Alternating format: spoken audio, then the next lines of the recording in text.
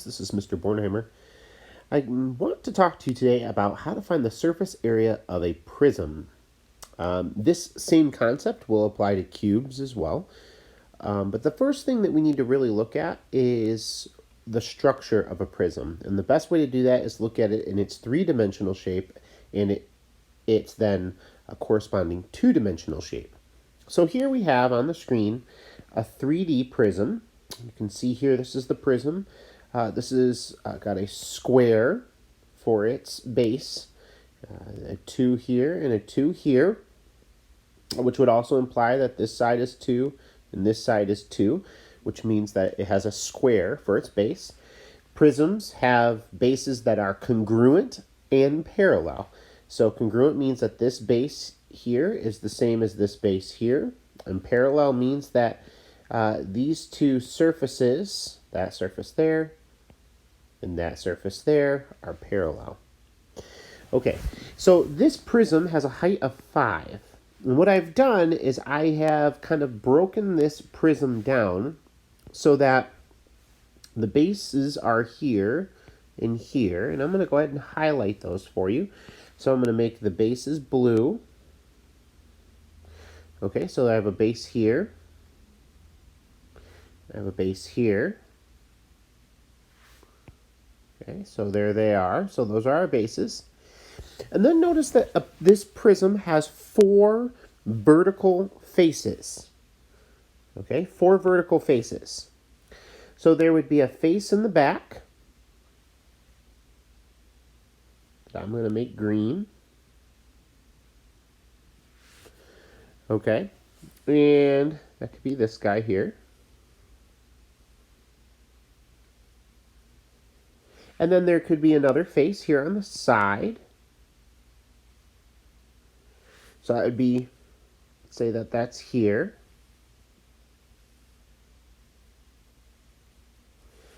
And then we could have another face off to the left here. That's yellow.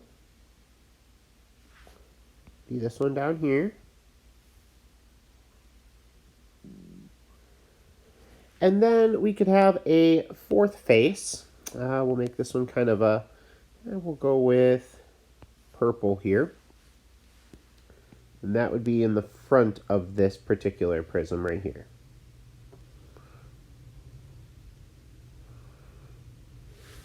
And so I'm going to go ahead and do that here.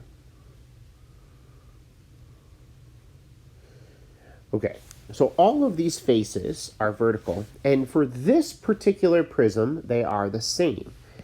And so one of the things that you have to understand is how you could take and label things from the 3-dimensional to the 2-dimensional. So, for instance, I'd put a 2 here, and a 2 here, and a 2 here. Same over here for this base. And then I also would note that the height of my faces is 5. Okay, that's the distance between the base at the top and the base at the bottom. And so the distance between there would be the distance from here. Okay, so here to here or here. And that distance is a distance of 5. Which also means that all of these distances are 5. Okay, so understanding what you're looking at is the key to figuring out surface area. And we're not going to necessarily solve this particular prism, but because this first one is really just looking at the 3-dimensional object and how it corresponds to the 2-dimensional object. Now, not all prisms have square bases. That's the situation we find ourselves in. So we may be in a situation where we have a prism like such. This prism here on the left is a triangular prism.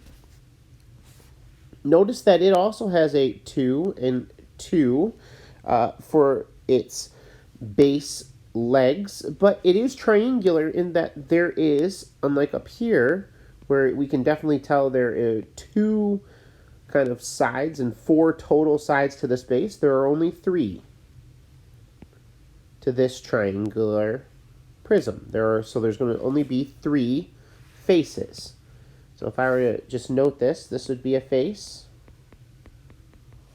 This is a face.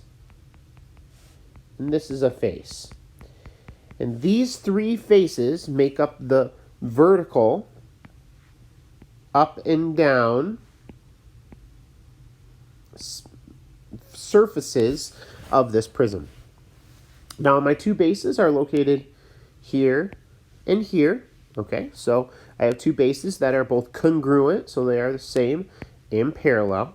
Okay, and when we're working with a triangular prism, okay, it's important to identify the legs of these triangles because those are the things that you would use to find the area of those bases. Okay, so there's a leg, and there's a leg, and they form a right angle. Okay, as such. And so we kind of see that over here. That we have a 2 and a 2, a 2 and a 2. Again, this particular prism is also 5 tall, so it'd be a 5, 5, 5, 5, etc. Okay, so we can see that playing out here. Now, if I wanted to find the area, the surface area, okay, this is the first time we're really addressing this concept, so this is important, and we're going to talk about this in greater detail in just a second. But if I want to find the surface area, I need to find the area of all of these shapes. So I need to find the area of that triangle there. I need to find the area of that triangle there and add those together. Then I need to find the area of this face. And then I need to find the area of this face. And then I need to find, lastly, the area of this face. And so I'm going to find, actually, what I'm doing here is I'm finding 5 areas. 5 areas. 1, 2, 3, 4, 5 areas. And I'm adding them all together. That's how this works. So real quickly, since doing the area of a triangle and the area of a rectangle is not that hard, okay, I'm going to plug in a few extra numbers here so that we could do this real quick. Okay, and I'm going to focus in on this green face first. This is a rectangle here that has a length 5 and a width of 2. So the area of a rectangle is length times width, which is going to be 5 times 2, which is going to be 10. The next one is also 5 and 2, so its area is going to be 10. This last one here is going to be a 2 and a 5, so its area is also going to be 10. Now a triangle has an area that's equal to 1/2 length times width. So I'd have 1/2,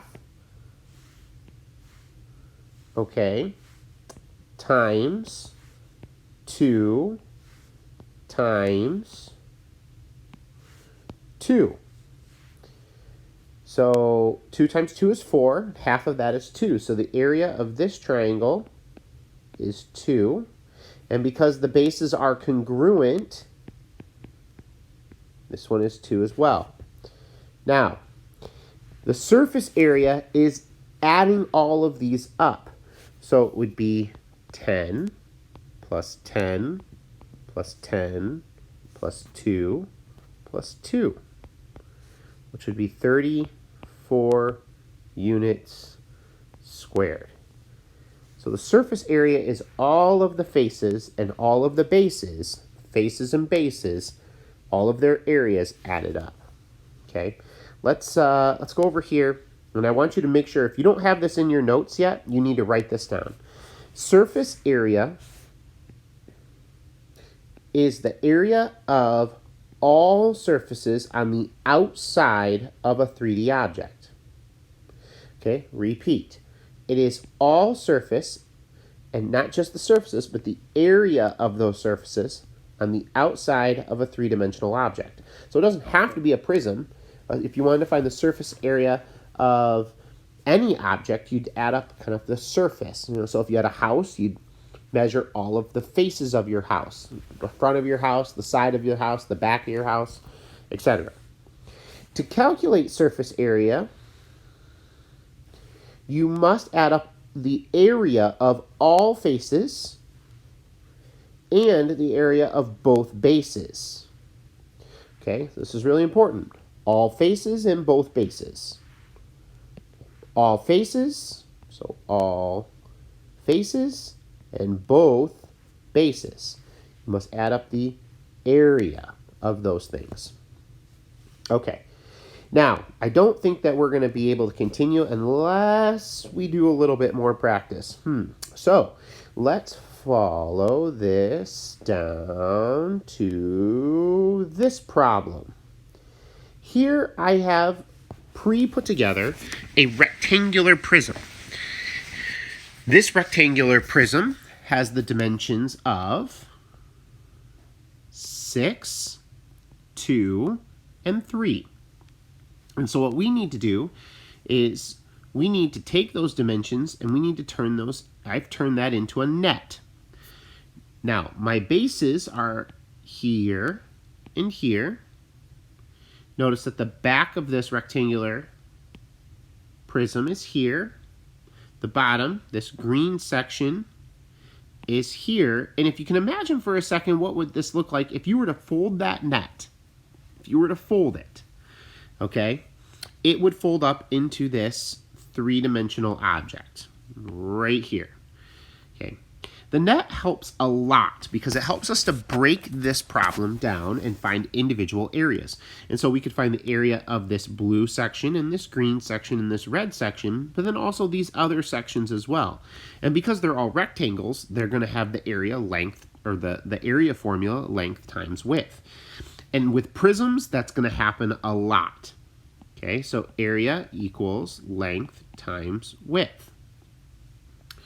So area equals length times width, which equals 3 times 6, which equals 18 units squared. Okay, this one here is not the same. Notice that this one has a height of 3, this one has a height of 2. So this is going to have an area equals length times width. This is going to be 2 times 6, which is 12 units squared. Now, here's the thing. Any of these figures that have similar dimensions really are going to have the same area. So the blue up here, okay, the blue is going to have similar dimensions to this area here, okay, and the green is going to have similar dimensions to this area here, and the red is going to have similar dimensions to this area here. And so as we're doing this, we can really double our areas. We don't have to calculate it every time. So this one is going to be 18 units squared. It's the same as blue. This one down here is going to be 12 units squared. Over here, we have 2 times 3. So this is going to be 6 units squared. That means this is also going to be 6 units squared. And if you're having a hard time following, please make sure you go back and re-watch this video, or slow it down, or pause to take notes, or write down your questions. Okay, remember the goal here is to find the surface area. And if we go back up here, the surface area is the area of all faces and the area of both bases. So the area of all faces and the area of both bases. Now, we add all of that together. So we're going to end up with 18, 18, 12, 12, 6, and 6. So if I were to do this, I know 18 and 12 is 30. 18 and 12 is 30. That's a total of 60 plus 12. So 72 units squared is going to be the surface area of this particular figure. Okay, so 72 units squared. And what you might be thinking, well, what's the big deal with surface area? Well, if you want to paint an object, for instance, you get paint in surface area. If you wanted to carpet an object, you need to know area, floor area. If you are building and you need to paint a room, you need to know how much surface area you're dealing with so you know how much paint to buy. These are all really important things. And a lot of times when you buy certain things like paint, you can't return it once it's been mixed. And so you really want to make sure you're getting it right the first time. You don't want to buy too much, but you don't want to buy too little either. Okay, let's go to this example problem right here for surface area. Okay, I'm going to tell you first and foremost that we're dealing with right triangles right here. Okay, so we're dealing with a right triangular prism.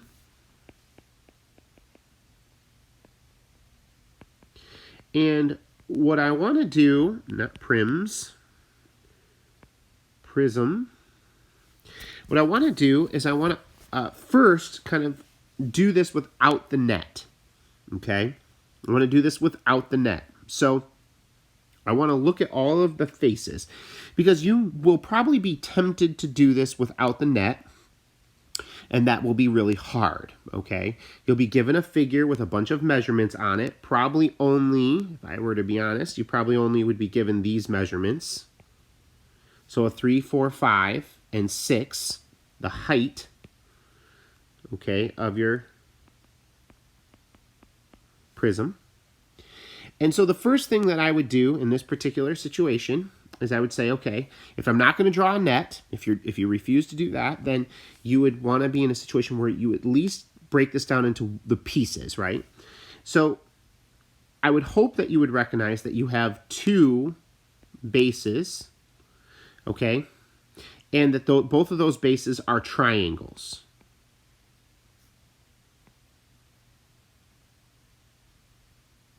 Okay, so you have two bases that are triangles. And one thing that people oftentimes do, is they will draw pictures of the different faces. So instead of doing them as a net, they may draw like little mini pictures. So this is a 3, 4, 5 triangle, and I have two of those. Okay, so I'm going to highlight those here in red. So there's one. And there's one. Like so. Now, I have three faces. Okay, so remember we're working with the faces and the bases. So I have three faces. Let's look at these. My first face is going to be a rectangle that is 4 by 6. Notice that I just drew kind of a outline of the 4 and the 6. So I'll have a rectangle.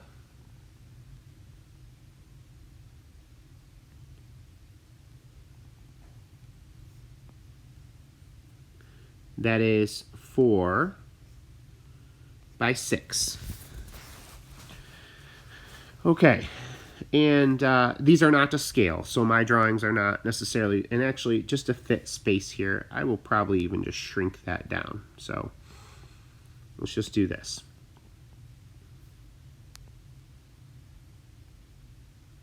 Okay, 4 and 6. So that would be, whoopsie daisy, that would be this face right here. Okay, it's this face kind of to the left of the triangular prism. Okay, it'd be that face right there. Okay, the next face that I want to focus on, I'm going to do this as kind of a bright green, is going to be this face right here. And it's going to be 3 and 6. So this one's going to be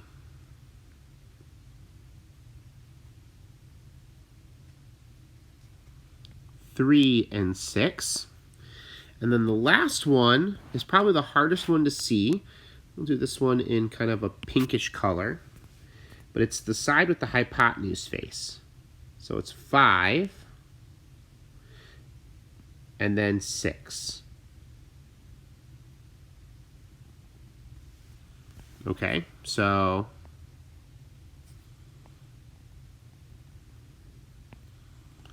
like so. So 5 and then 6. Okay, these are the 3 faces. And so the areas are really easy for these, right? So this is going to be an area of 24 units squared. This is going to be an area of 18 units squared. This is going to be an area of 30 units squared. Okay, 4 times 6, 3 times 6, 5 times 6. Okay, that's where those numbers come from. Now my bases, I have 2 of them, and this is a common mistake. People think, oh, I'll just calculate the area of one base. You must calculate it twice, or calculate it once and multiply by 2, because we have 2 of them. So I'm going to put 2 triangles here to give myself a reminder. Okay, now the area of a triangle, again, is 1/2 length times width. So you can do length and width and then cut it in half. So I have 3 times 4, which is 12. Cut that in half, and I get 6 units squared. And because these 2 bases are parallel and congruent, the key being congruent, this one on the right will also have an area of 6 units squared. So if we're looking at the surface area, again, you have to find the area of all the faces and the bases and then add everything up. So 24 units squared, 6 units squared, 30 units squared, 6 units squared, and 18 units squared. Okay, so just to double check, 24 units squared would be check. 6 units squared, check. 30 units squared, check. 6 units squared, check. 18 units squared, check. So I've accounted for all 5 areas. Now I add them up. This is going to be 30 units squared. Combine these 2, and you get 60 units squared. Then 18 units squared and 6 units squared. And you get 84 units squared. So this particular triangular prism has a surface area that's equal to 84 square units. Okay, so the surface area is 84 square units. All right, let's go back and just kind of take a look here. It's important to understand that you're dealing with faces and bases, and that those faces and bases might not always be the same size. And as a matter of fact, in this particular case, we saw that they could be lots of different sizes. So a net can be very, very helpful if you can draw a net. Otherwise, in this last example, I showed you how you can kind of just break it down by following the edges. And if you're working on a computer and you're not able to easily trace the edges of your particular object, I highly recommend that you sketch it out on paper and then trace it with a highlighter or colored pencil or marker or some other object to help bring the visualization of this object and interacting with it to life for you. Okay, that's the end of this particular lesson. If you have any questions,